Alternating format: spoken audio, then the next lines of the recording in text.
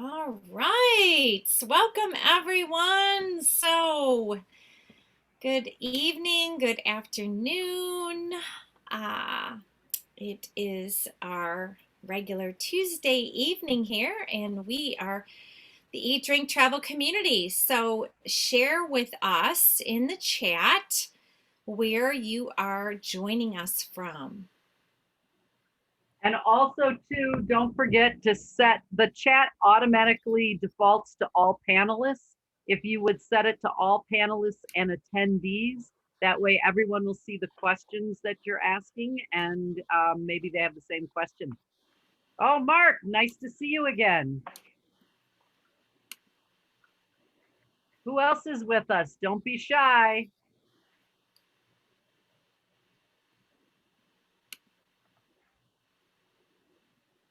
Make sure to let us know where you're joining us from.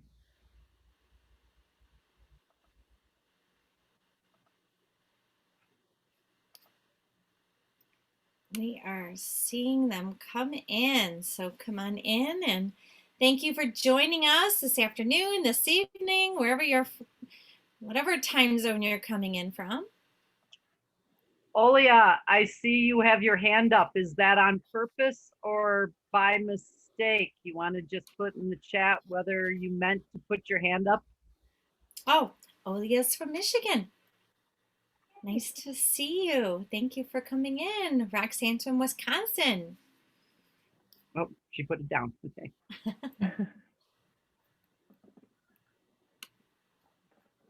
Hi, Chase. Welcome. I'm glad you could make it.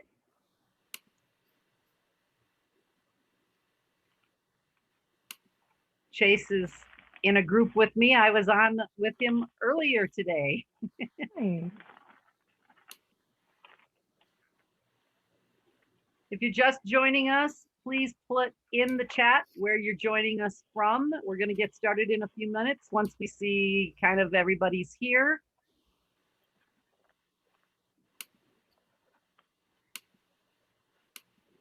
And I'm going to have you run the Q&A tonight, Heidi, because for whatever reason, it's not coming up on my panel. Okay, no problem. I got it. I got you, girl. All right, very good. Takes a village. I know, that's it. Sometimes the tech gremlins are at work. Technology is fantastic when it works. Right. Sure. Also, too, as you're coming in, we do record these. And depending on where you came from, if you came through me or, well, if you came through me, any of my sources, I put them on my not my Facebook page. Sorry, it's been a long day. My YouTube page, they get posted in about a week.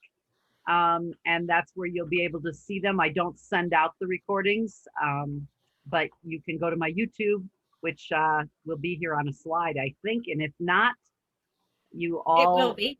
Yeah. It will be, okay. And then Candice, I think your people you send it out to, or maybe you're posting it somewhere too. And yeah, I always send it out. We always send it out through our email channels, through our meetup groups, and all of that. And with that, I will just introduce ourselves. So I am Candius Stearns from Stay Balanced Travel, and you've been listening to Heidi Thies. And Heidi, you can introduce yourself. I'm Heidi Thies with Benvenuto Travel, and I'm headquartered in Denver, or in the Rocky Mountain area. Right. And Angela is joining us as well this evening. Angela, go ahead and introduce yourself.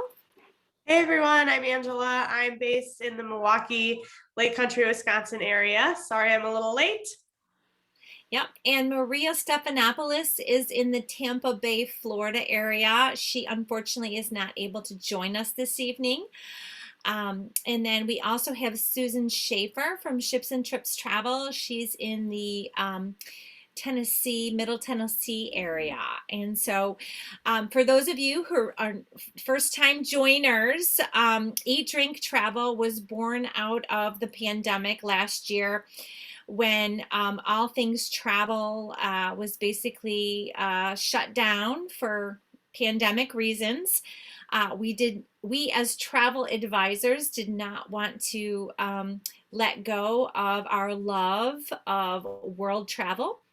And so we created a Zoom webinar program where we would bring educational tourism boards, and we would bring different destinations, different suppliers that we work with on a regular basis to you to share with you destinations and different travel styles and different cruise opportunities and things of that nature to you folks. And so we've continued that through now the reopening of borders. And we're going to be having in our meetup groups, those of you that are part of our networking meetup groups, we are now starting to plan meetup networking groups locally in all of these different areas as well.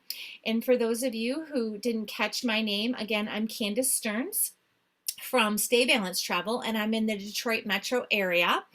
As we mentioned, Heidi Thies had introduced herself. Marie Stephanopoulos is from the Tampa Bay area. Susan Schaefer is from Middle Tennessee, and Angela Ursherwood is from Lake Country, Wisconsin area. How you can find us moving forward, as Heidi alluded to, is we put up these videos that we have every couple of weeks or so at Take a Virtual Vacation on our Facebook group. We also have a Facebook group called Eat, Drink, and Travel, which is our networking groups that we promote on Meetup.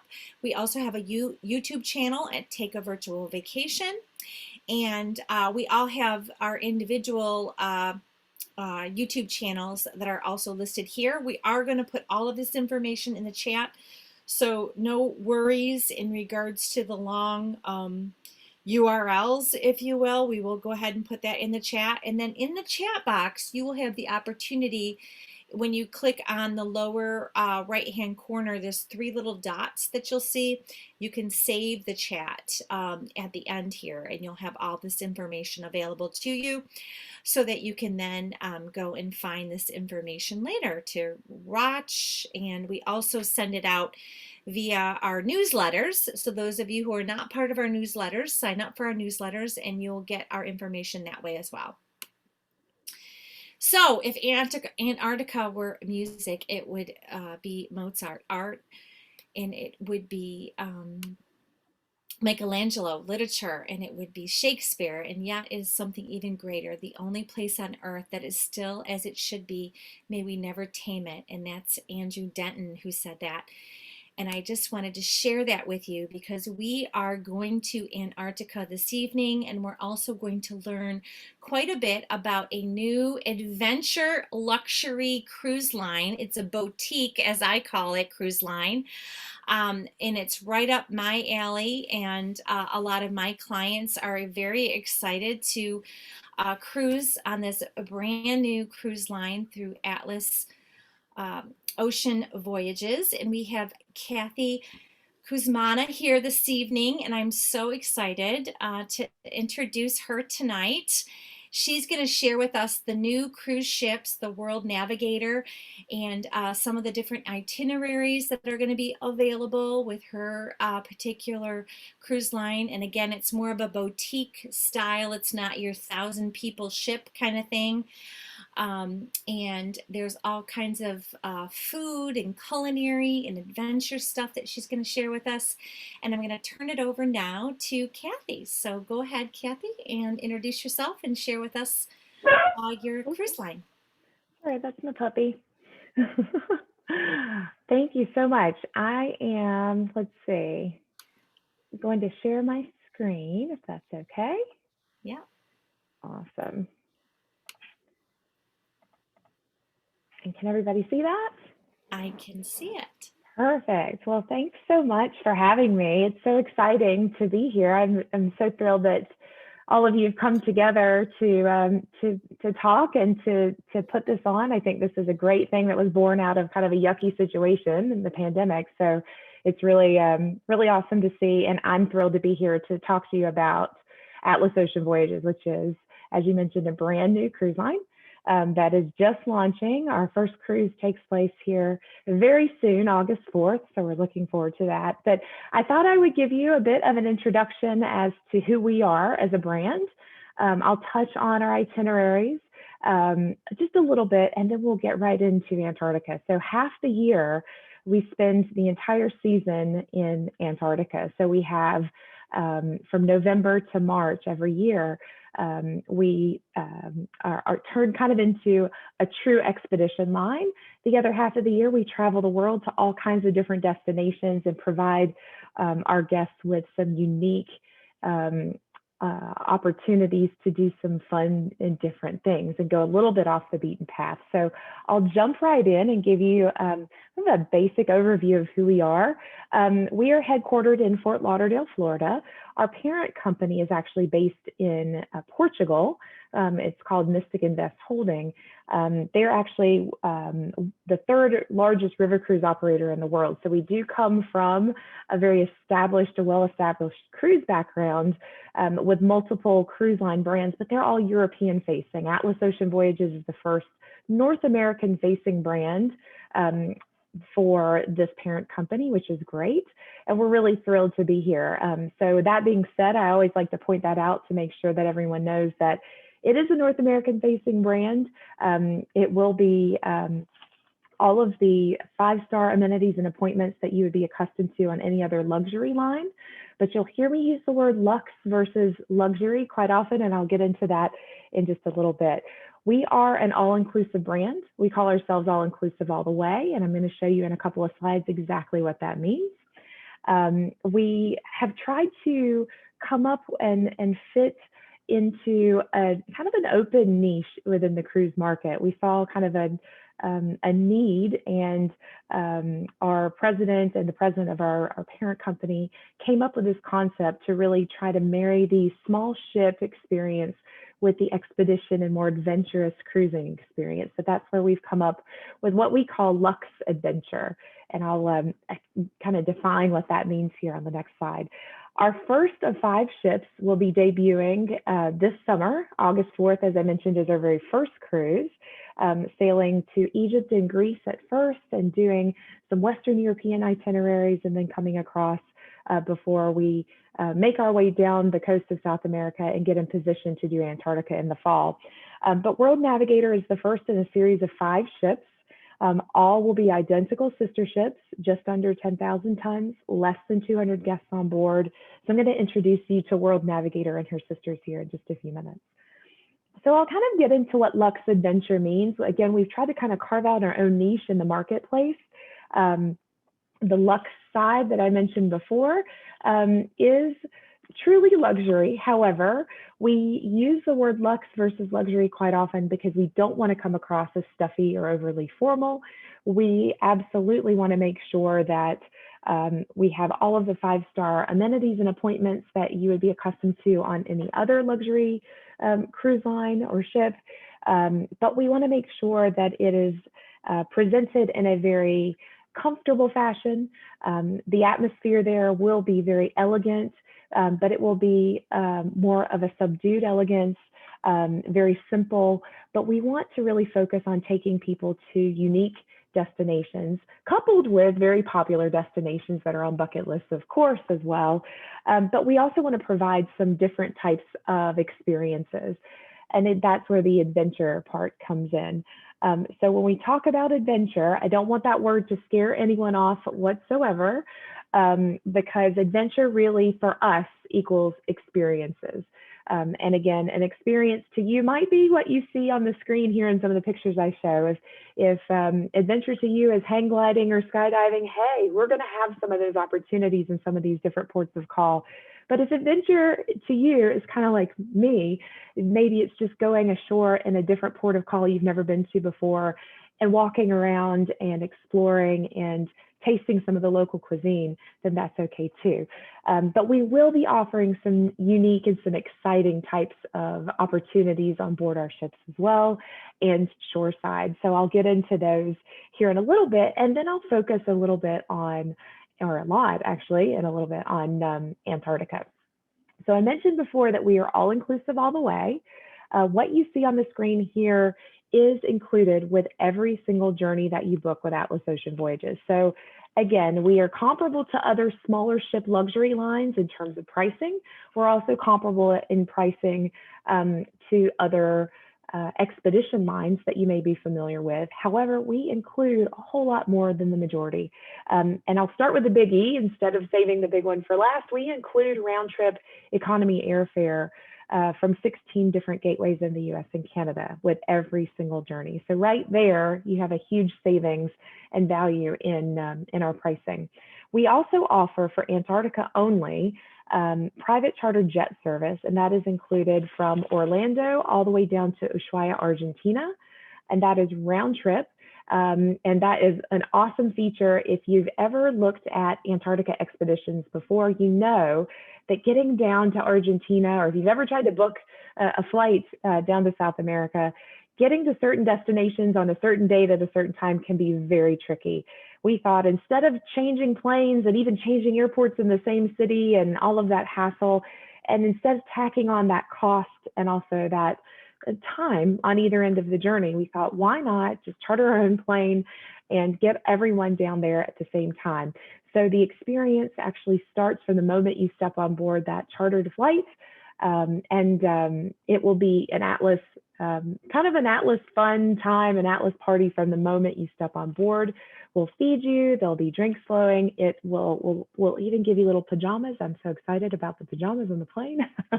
And we'll really take care of you in style. It'll be an overnight flight. There is no need for a fuel stop, which is great. So we get you straight there. You don't have to worry about your luggage until you arrive on board the ship. So it's a beautiful thing. And it really is a game changer in the expedition market right now.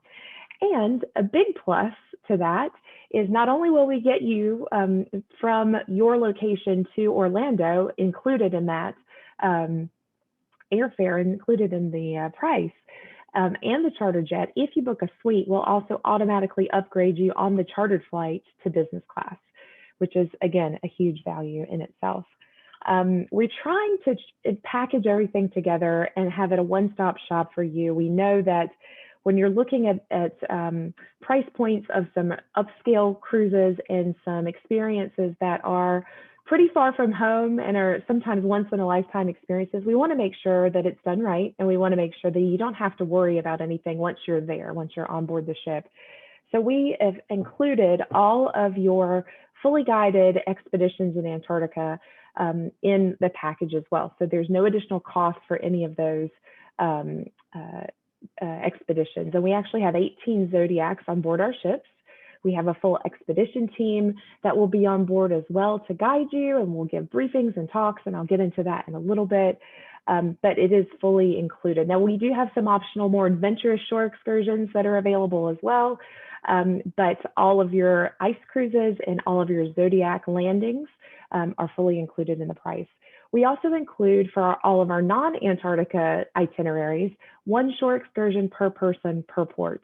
And we do give you a list to choose from. Depending on the size of the port, you may have 2 or 3 different choices, which again is a huge value. There's always options to upgrade or to do some different types of excursions, but we do include excursions for every port, for every person on board.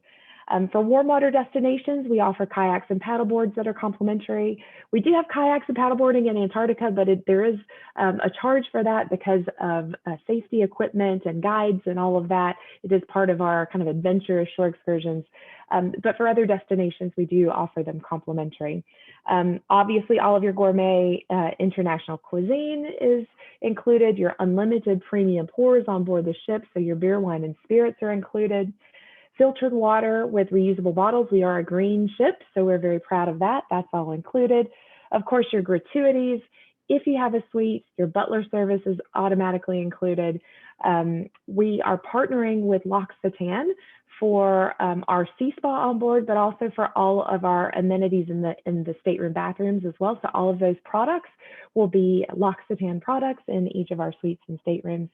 And I think something that's kind of a good thing to note, given the current global situation, we do actually include for every single person on board emergency evacuation and return insurance in the price of the cruise for everyone. And that basically is because we go to remote destinations like Antarctica, This would cover, in the event of an emergency, this would actually cover the cost of the transportation to get you from the ship to the closest destination for medical treatment, and from that location home, if there is something that could not be handled on board with our doctor and nurses in our medical facility on board the ship. It doesn't replace travel insurance or medical insurance. Obviously, those things are very important, and we still encourage that. But this does cover the transportation costs, which in a remote destination like Antarctica would be a medevac, and so it's a nice peace of mind thing. But that's automatically included for all of our cruises, no matter the destination, for every single guest on board the ship. So let's talk a little bit about World Navigator. Again, she's the first of a series of 5, so very excited to welcome her to the family. We're very proud of our ships because they are green ships. So they feature this new propellerless hybrid propulsion technology. Doesn't mean we don't have propellers, we do, but this allows you to actually, or us to actually sail up to 5 knots very quietly with without consuming a significant amount of fuel, which is great.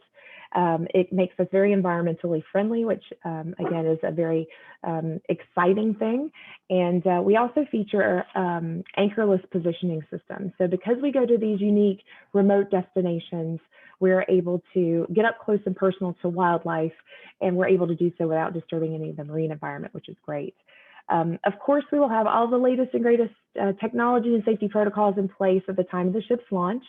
I know lots of people have questions about the safety protocols, and we can always address those and go over those if you have any questions. Right now, there will be COVID testing provided before, during, and after the cruise. We'll get all of the documentation to you that you need in order to travel back home safely. Masks are not required, and we are working toward getting all of our crew fully vaccinated. So day to day things change, and lots of things are changing at the moment, but very exciting times right now for the cruise industry. We have 98 staterooms and suites on board the ship. We only have 196 guests in our warm water destinations. We call it warm water, but it's anything that's not Antarctica we consider warm water. And in Antarctica, we only fill the ship to 186 guests. And that is because we set aside some of our staterooms for our expedition team and our experts that come on board during those cruises. Our crew to guest ratio is 1 to 1.4. So again, that high quality service you're accustomed to on other upscale and luxury lines. We have 6 different dining options for our guests on board, and I'll get into that in just a little bit as well. We have 2 main lounges and an auditorium on board. We will keep you entertained. We will have guest entertainers on board. We have a live band, a pianist. We'll have kind of a piano bar type atmosphere in one of our main lounges as well. And we will feature a lot of pop-up venues. Some of these will be entertainment themed, others will be more culinary themed, but the idea is to always have something unique to offer on every single cruise. So never will the 2 cruises be exactly the same because of the entertainment feature as well. We do have a heated pool and hot tubs up on deck 7. We've got our well-being area that consists of our fitness studio as well as our sea spa. And again, we're partnering with L'Occitane for that. We have exclusive treatments as well as their amazing products that they offer.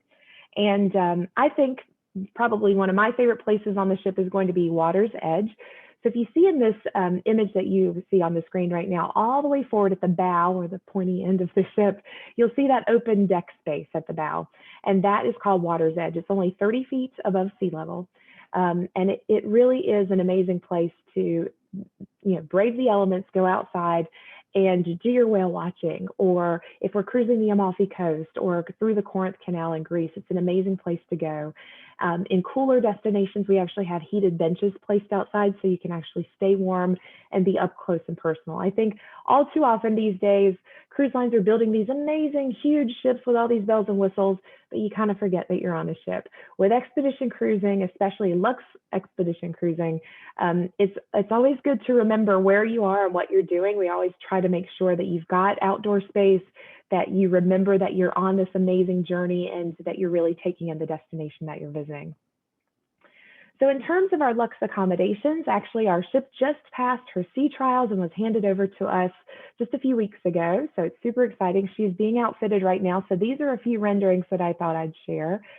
Without going through all of the different stateroom categories, you can obviously reach out to your travel advisors for that from Eat Drink, this Eat Drink travel group.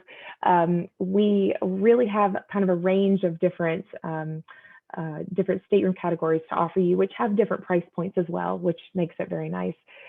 So what you see on the screen now on the left-hand side, that's what we call our Horizon. We call it a Juliet-style balcony. Other cruise lines call it an infinity balcony or a French balcony. But what we've done there is we've kind of replaced your traditional outdoor veranda, and we've replaced that with a floor-to-ceiling window. And anything above that black bar opens up, and you can take in the sights and the fresh air, but you have all of that extra living space. So you can close the window whenever you want. You've got all that extra living space in your stateroom as well. So it's been very popular. Those are our Horizon staterooms. We've got a couple different sizes of those. And then the image that you see on the right-hand side, sorry, that's my puppy, on the right-hand side is your traditional balcony. So a lot of people prefer that outdoor balcony where you sit outdoors and you can take in the fresh air, and you've got a little table and chairs out there. So that is an image of the sliding glass door there just from your bedroom. And you've got your table and chairs out on your 52 square foot veranda. So we've got both different types of veranda staterooms available, plus suites as well. And I thought I would share some of the amenities and accommodations that come along with these staterooms too.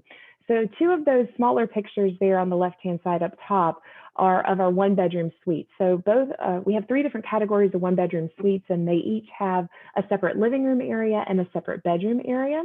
And they each have exits out onto an extended 106 square foot outdoor balcony, which is super nice. The image you see underneath that is one of our ocean view staterooms. Now, we only have 12 of those per ship. We're actually converting them next year. You're one of the first groups to kind of get a sneak peek at this. We just officially released a press release on it actually this week, so yay! We are going to be converting these after our first Antarctica season into single solo traveler suites. So if you're interested in traveling alone, this is an amazing thing. And you pay one price and you are spoiled rotten in these suites that will also have butler service, which is amazing. But all of our staterooms have queen size beds. Yes, they do convert into singles. So if you're traveling with someone that you don't want to snuggle up to, that's okay. You can definitely do that. All of them have oversized interactive flat panel TVs, of course. Bluetooth connectivity, we think that's a very important thing to mention these days, and 5 USB ports for charging. You know, we're trying to think forward as much as we possibly can. Each stateroom has a fully stocked mini fridge in it as well. Since we are all inclusive, we want to make sure that you have everything that you need, even in your stateroom. Of course, you have a safe and all of that. I included a small photo of, or an image rendering of our stateroom bathrooms. And I did that because if you've ever been on a traditional cruise, you know that generally speaking, bathrooms are really small and not always the most convenient because of the size. Our bathrooms are incredible. So even from our entry-level price point, from our smallest stateroom all the way up to our suites, all of them will have a private marble bathroom with a walk-in shower. They all have the rain shower overhead and the body jets as well. So it's a really luxurious experience no matter what you're doing. Always will have the slippers and the bathrobes, of course, and regular room service and turn down service as well. And of course, Wi-Fi is included. So I always thought it was good to kind of show that, especially ladies, we really like to know what the bathrooms are going to look like. So they're going to be a very luxurious experience on board our small ship. I thought I'd point out these two gentlemen here. They are from Portugal, Onto Ponto, and they are the two gentlemen that are designing all of the interiors of the ship. They've been featured in numerous magazines, including Architectural Digest. They've designed very famous hotels like the Ritz-Carlton in various countries in Europe. And, you know, we're very proud of the fact that they are helping us kind of come up with our own concept of this luxe-adventure kind of feel. It's going to be a very comfortable yet elegant space that will match the service that we provide. Again, the service will be very friendly and approachable, but again, top-notch service as well. So these are a few renderings that they were able to share with us. as well as our spa. So again, we are partnering with L'Occitane for our sea spa. So these are a few renderings there. I couldn't share some of the pictures that I just saw from the shipyard, but they look identical to what we see here without all of the outfittings. They're going through and finalizing, putting all the furniture and finishing touches on the ship now. And because it's not complete, I wasn't able to share those actual photos, but these renderings look identical to what I just saw. So I can't wait to get on board. Again, our health and well-being area, we will have all types of health and well-being classes, as well as fitness classes. All are complimentary. There will be no charge for anything on board in terms of our fitness classes and our well-being classes as well. And here's a rendering of one of our lounges. This is the Dome Observation Lounge. It's all the way forward up on deck 7, just above the bridge. It's got a 270-degree view all the way around with floor-to-ceiling windows, so a great place during the day to go. If you don't want to brave the elements out on water's edge on deck 5 that we talked about, this is a great place indoors to have an amazing view. It's also a great place to grab a light lunch in the afternoon. And in the evening, it will liven up. This will be a place where we will have some live music and entertainment here. The idea is that we'll make this kind of into our piano bar, and it's not going to be chamber music. It's going to be more of a fun atmosphere and sing along, and we'll have drinks and we'll have hors d'oeuvres and things here as well. So a very lively, nice place. We call it the Dome because of its open, airy feeling, but also because of the skylight that brings in all the natural light as well. And of course, I mentioned the entertainment. So again, we'll have different venues every single evening. We will not have Broadway style type review shows. We're not large enough for that, but we will have, again, guest entertainers that will keep you entertained every single evening on board the ship. And in terms of our dining options, we've got 6 different dining venues on board. Porto is our main dining room. That's where the majority of your meals will take place, but we do have both indoor seating and an alfresco seating area for this main dining room as well. And this will be open for breakfast, lunch, and dinner. We do have an alternative restaurant called 7 Aft. It's a New York style barbecue grill. We feature this new Joss Spring grill for charcoal favorites. It'll be open for lunch and dinner. Reservations are required. No additional charge for any of these different venues, but because of the seating and its limited capacity, reservations will be required in advance for some of these. Alma as well is our Portuguese heritage specialties. We'll have that just kind of as a nod to our shipyard and our parent company being Portuguese. It'll have Portuguese inspired menus there that's, again, something that we're really looking forward to. And I've gotten a sneak peek at those and it looks really great. The Dome I mentioned will have a light lunch up there in the afternoons. And again, with an amazing view to go with it. And then Paula's Pantry is kind of a grab and go area on the ship in our well-being area, so in between our fitness studio and our sea spa. It's a great place to grab a smoothie. They'll have some light breakfast items there or a snack anytime. So it's a really great place to just kind of grab a quick bite to eat. And then, of course, we have 24-hour room service, which is great. That is complimentary as well. So needless to say, you won't go hungry on board our ship. So when do we sail? So I picked a few pictures off of our parent company's LinkedIn and Facebook pages and kind of threw this slide together just to give you an idea of what things look like. So this is actually World Navigator. The large image you see on the left-hand side is World Navigator just after she got her final coat of paint on her hull, and she's looking beautiful. I used to work on ships, so that's why I'm a bit of a ship nerd. So I love all of this kind of stuff. So I always like to share it. The large image at the top is, of course, of the bow of the ship. That is actually water's edge that you can see there. And you see the tugboat bringing her out of the shipyard for the first time for her sea trials, which took place about a month ago. The 2 images in the center there, you can see one with the tow line, actually the tug pulling her out to sea. And then that is an image of her taken from a drone of her actually killing it on her sea trials and doing an amazing job and handling very, very well on the sea on her own. So she did great and passed with flying colors. The 2 images at the bottom, the one of the ship that looks kind of a rusty color, that is actually World Traveler, our second ship, as she is underway and being built. And the ship next to that, or the image next to that with all the steel there, is really just the very beginnings of a hull. So that is the keel that was laid for our third ship, World Seeker. So again, 3 out of 5 are underway. It won't be long before our fourth keel is laid, and we're very excited about that. I always like to share that so that people see that things are moving right along in the shipyard in Portugal. So World Navigator's first destination, we actually just had to change some of these itineraries due to some unrest in a few areas of the world, not actually due to the pandemic. We were going to sail in the Black Sea and the Holy Land. We've had to change some of those cruises initially to reflect new itineraries that incorporate Egypt and Greece. So our first 5 sailings will actually be doing a combo of that with some really unique destinations. Then we'll go over to the Western Med and do a couple of cruises there before our transatlantic on October 4th from Portugal all the way over to Barbados. Then we'll do 1 Caribbean Amazon cruise, and then we'll come down the eastern coast of South America before ending up in Ushuaia, Argentina, and that's where we kick off our Antarctica season in November. And we'll be in Antarctica from November through March of 22.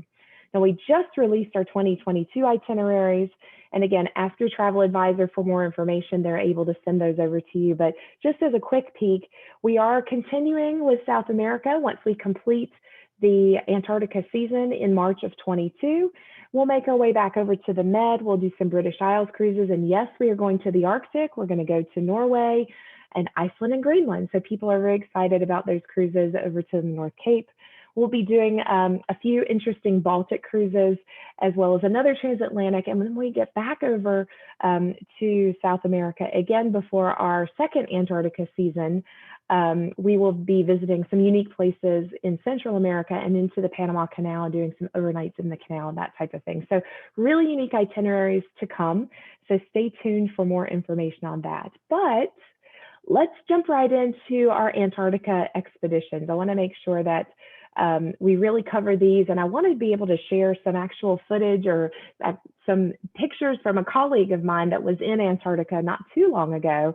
So I can actually show you what it looks like from the layman's standpoint, not necessarily all these beautiful professional pictures, but what you would take from your actual iPhones or cameras yourself. But if you've never been to the 7th continent and you're one of those that is a port collector and a destination collector, obviously Antarctica is the next best place to go. And actually on our cruises, you can visit 2 continents, South America and Antarctica, which is a great thing. For our first season from November of this year through March of 22, we actually have 3 different itineraries in Antarctica. One is a 9-night Antarctica Discovery Cruise, and that is the one that repeats the most often. Then we have 2 one-night opportunities that are almost sold out. They're really, really popular. We have an Antarctic Solar Eclipse Cruise that takes place November 28th of this year. It puts you right in position in the perfect place to see the full solar eclipse. And that happens once every 400 years. So if you miss it, you miss it. But it's a really great opportunity to experience something super unique in an amazing destination. And then we have the Antarctica Crossing the Circle Cruise, which again is a one-time opportunity for the first half of 2022. And that is a 12-night in February of next year. So I'll go into detail here in just a couple of minutes on those. These are the different itineraries here that I just mentioned, and you'll see the different departure dates for the Antarctica Discovery. So we actually start off in November, and then we'll take it into December all the way through March, different opportunities there. And again, they're all round trip Ushuaia, Argentina. The Antarctic Solar Eclipse, as you see, is a 12-night. It is a slightly different itinerary. It takes you a little further out to try to get you all the way out to South Georgia Islands, the Sandwich Islands, and Gold Harbor out there. And the Crossing the Circle cruise that takes place in February takes you a little further south, and it does cross the Antarctic Circle. We give you the certificate. On the 2 longer cruises, you have an opportunity to see some unique and different types of wildlife because we actually go a little bit further out or further south. So you may be able to see some different types of penguins and seals that you wouldn't necessarily always see on the 9 nights. It's still possible to see them on the 9-night itinerary. It's just the opportunity for you to see them and experience something a little bit different on the longer ones because of the destinations that we go.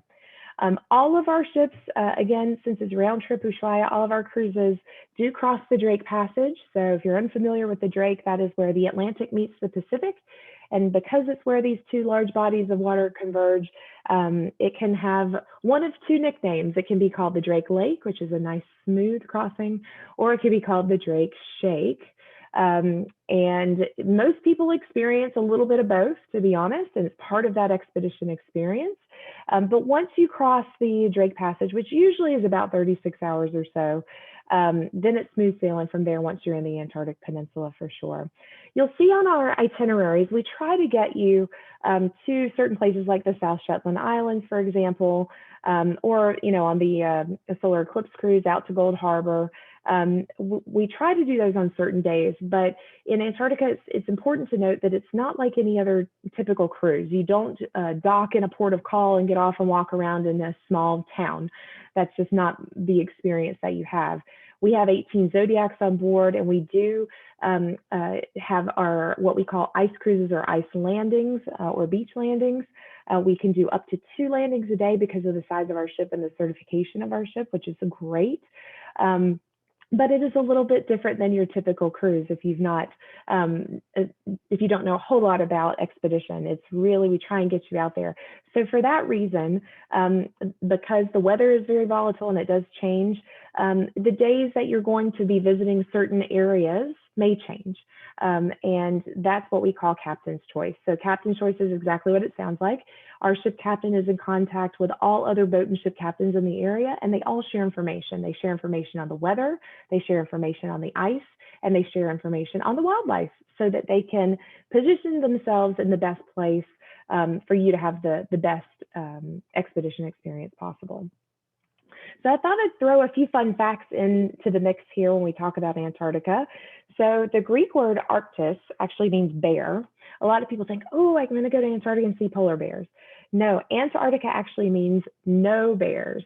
It's the wrong pole. So if you want to go and see polar bears, then that's the Arctic, which you can do with us in 2022. But otherwise, Antarctica, you're going to see lots of other types of wildlife that I'll go over the main ones here in just a second, but you're not going to see polar bears.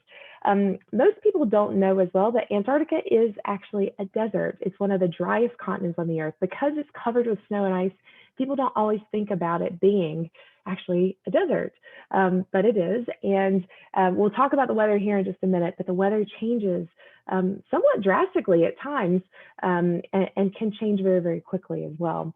Our captains are very skilled, so they know the difference between different ice. So they have what they call old ice and new ice. And some of this old ice can actually be up to 2 miles thick, which is incredible and a very unique thing. Antarctica is definitely one of the windiest, coldest, and the highest places on Earth. So what a cool thing to say that you've been to all of these record-breaking places.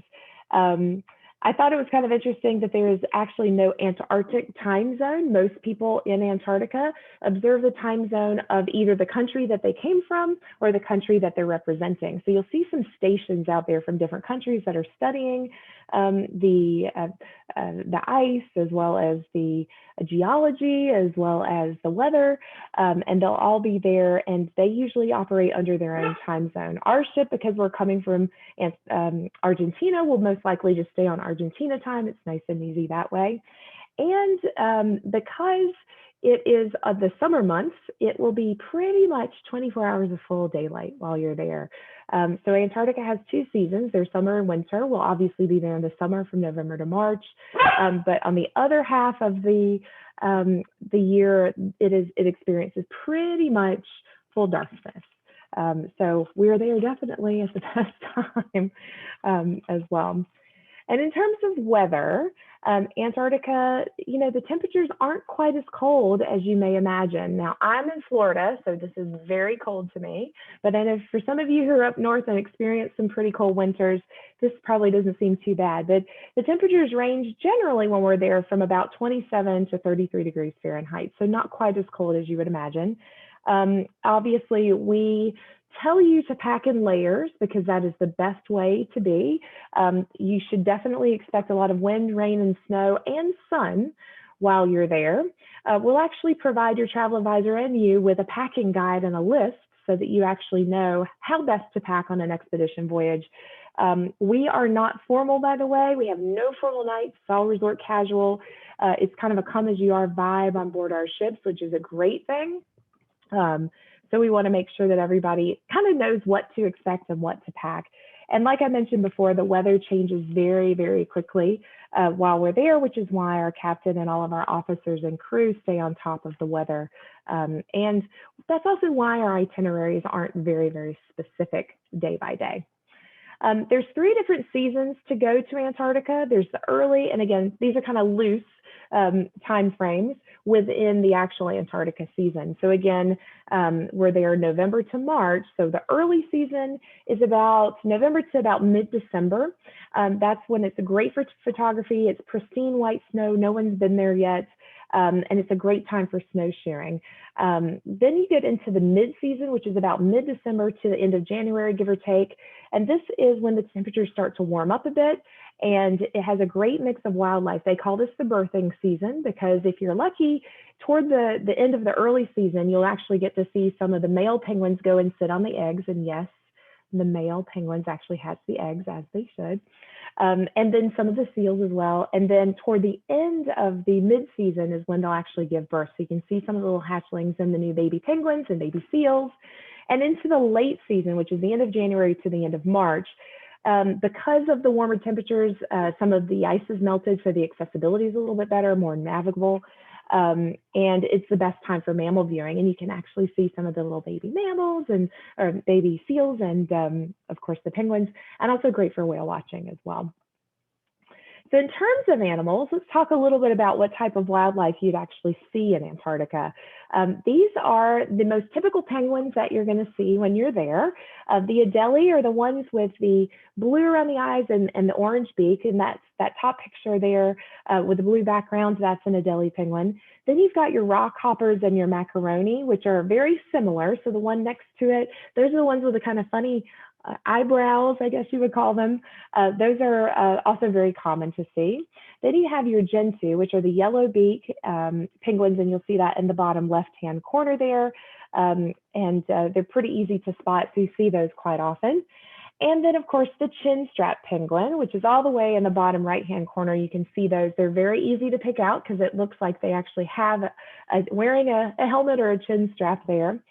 And then there are the king and emperor penguins. So if you've got kids or are a fan of happy feet, that's what I picture in my head. King and emperor penguins are very rare. If you go all the way out to South Georgia, Sandwich Islands, you may have an opportunity to see some of those. Those actually, the king actually get up to 3 feet tall. The emperor penguins can grow up to 4 feet tall. So we're talking some big penguins. It is possible to see them on the 9-night itinerary, but it's more common to see them as you get a little bit further out from the peninsula as well. But really great opportunities to see. And again, we're going to have experts on board telling you what to expect, how to take pictures, identifying them with you and with you along the way, step by step. Then we have our seals. The most common ones that you'll see are leopard seals, fur seals, crab eaters that don't actually eat crab, Weddell, and elephant seals. And the elephant seals, again, are the ones that are a little bit more rare. Those are the really big ones with kind of the funny looking faces there. Those are the ones that, again, you'll see when you go on the longer itineraries and get a little bit further out.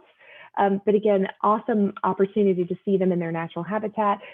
You'll get to see them not just on land when you do your actual landings and when you're on your Zodiacs with your guide, but also when you're doing the ice cruises around as well on those Zodiacs. So I'll explain a little bit more about how that works here in just a second, but it's really cool. You can actually see them swimming up close and personal. Sometimes they come up to the Zodiacs and show off for you as well, which is a pretty neat thing to see.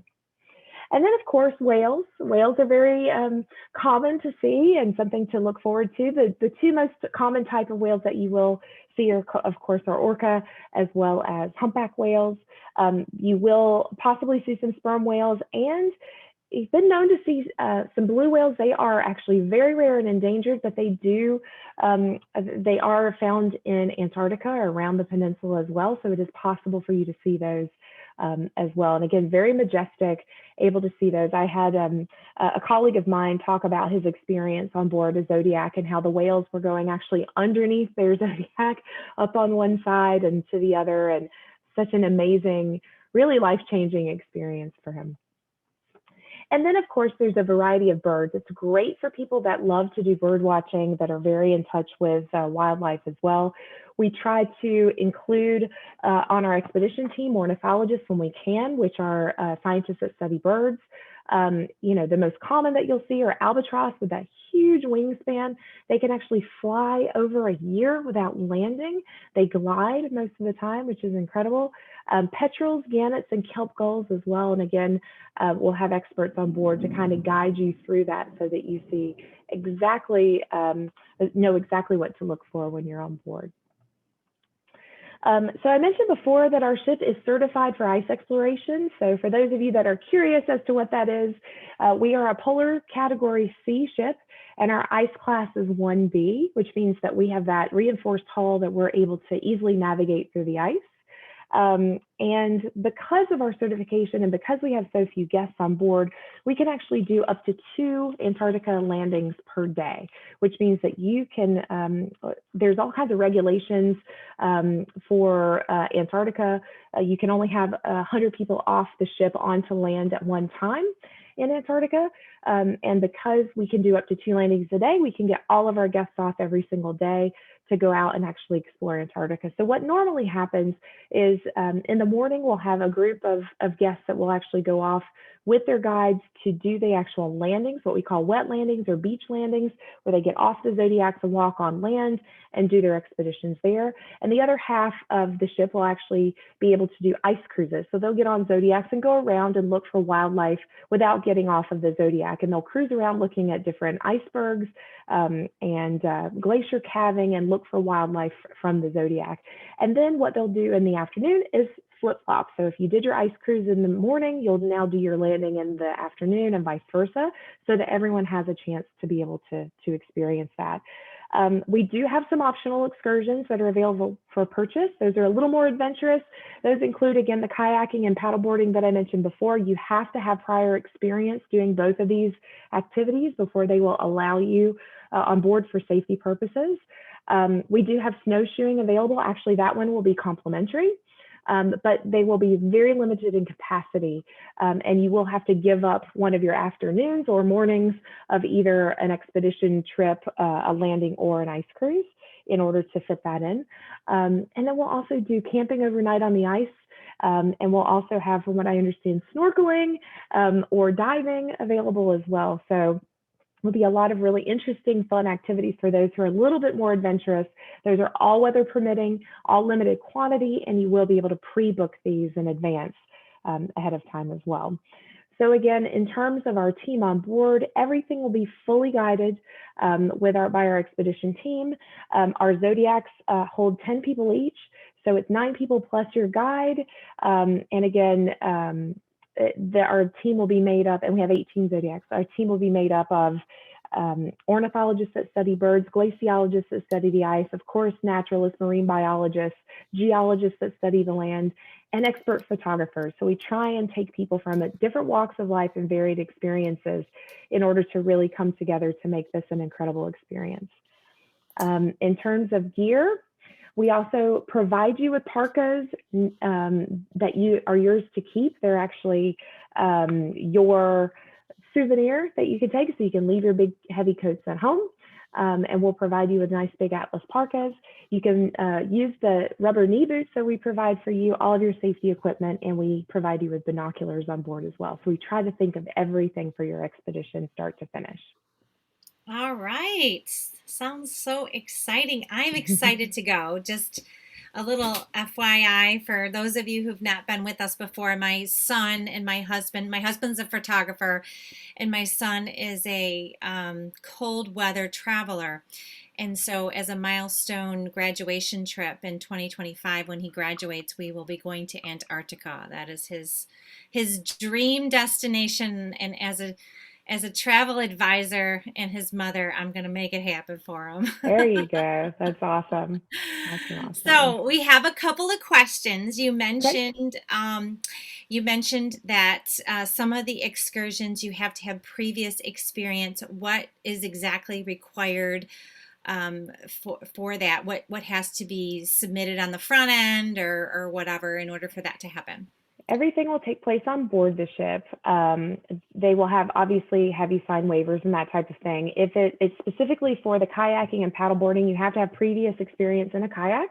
And for paddleboarding, you have to have previous paddleboarding experience. And they may even give you an on-site test to make sure that you can actually stand up and hold your balance for the paddleboarding. Yeah, that's what the question was. It's like, how do you prove that you've had previous experience? They'll test you.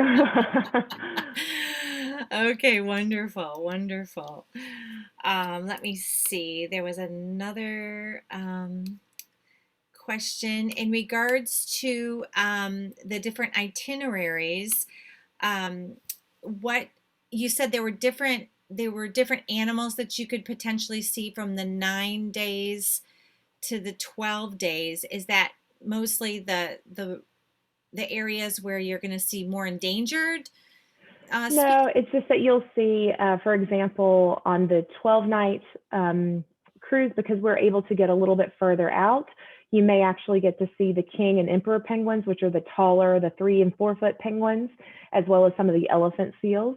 Otherwise, it'll be some of the Adelie, the rock hoppers, different types of the smaller penguins. You'll see tons of them. The chin strap that you see on the screen, you'll see those on all of the itineraries. But some of the king and emperor penguins and some of the different types of seals would be seen on the longer one too. But you'll see a lot of the others that I mentioned on all of them. Great. And then Dylan had asked, you had mentioned earlier about how you're going to be potentially changing over some of the rooms for solo travelers. I think that's what Dylan was referencing when he mentioned what is the charge for the sup. So I'm assuming he's talking about the single supplement. Gotcha. Yeah. That's so stand-up paddleboard. That's what sup means. Oh, I'm sorry. No, What? that's okay. That's just because just because I know about that. Not it. Okay. It stands for stand-up paddleboard. So, Kathy? Is there an additional charge for stand-up paddleboard? For the Antarctica voyages, yes, because it has to be fully guided and there's additional safety equipment involved. The kayaking, the paddleboarding, all of those kind of extra excursions are an additional charge. Do you have that cost yet, or no? I don't yet, but they should be. I believe actually sometime in the next 2 to 3 weeks that should be available on our website. And then did you see the next question, Candice? I don't know what you can see and what you can't. Yeah. Mark had asked that considering that there's a charter flight to and from the US, is there a way to work and travel to South America either before or after the cruise? Because obviously a lot of folks that go to Antarctica, they want to be in Argentina and stop in South America. We spend all this time, we might as well see other parts of the world, right? Sure. So the short answer to that is yes, you can. However, we don't provide any pre and post because we're encouraging people to use our charter flight. Sure. So there's a couple options. You can either choose not to use the chartered air and get your own air, or you can take our chartered air one way. Right. There will be some forfeit of some fees there. There is an air credit if you decide to take the air credit and book your own air. It's not very attractive, I'll just be honest, because it's encouraging you to take the chartered air, but it's $300 per person for the air credit if you choose to do your own air on your own. And if you do take our charter flight one way and not the other, there's no rebate or credit for that. But you can forfeit one of those flights in order to stay. Yeah, and I did have a Michigan person ask about flights from Michigan to Fort Lauderdale, which are very, very inexpensive. So Right. your flight program is very unique and is definitely a wonderful advantage for those of us in the Detroit area because it's easy to get to Fort Lauderdale from DTW. Sure. Awesome. Kathy, I was just going to ask you, not really a question, but one thing I find that people don't really grasp the concept of. So and I know you mentioned it twice, but I want you to go back to it if you would, just for a minute. The fact that the ship can do multiple ice landings in a day is, I'm just sharing this, and Kathy, you can snowball on this, no pun intended. That is huge because you could feasibly go on another ship that's much larger, not only doesn't have two landings, but it has so many guests that you rarely get the experience. This is like being with National Geographic. I mean, that's the caliber. If anybody's at all familiar with National Geographic, that's the caliber of what you're doing. This is not a, oh yeah, booze cruise. Oh look, there's a penguin. Yeah, no, for sure. It is unique. A lot of other cruise lines, and the way I kind of position it is that there are luxury lines out there that dabble in expedition, and then there's expedition lines that are luxury, and that's where we fit in. So we really do, our focus is on expedition and providing that service. So it's really important to us that everyone on the ship is able to get off and actually do the landings and be able to do that. So a lot of other cruise lines don't advertise the fact that they'll say they can do Antarctica landings, which is true. But if they have more than 200 guests, then that I think it's 200 to 500, you can only do one landing a day. And again, that's only 100 people off the ship. So you could be on a larger ship that you get to get off the ship one time in your entire cruise, or maybe twice.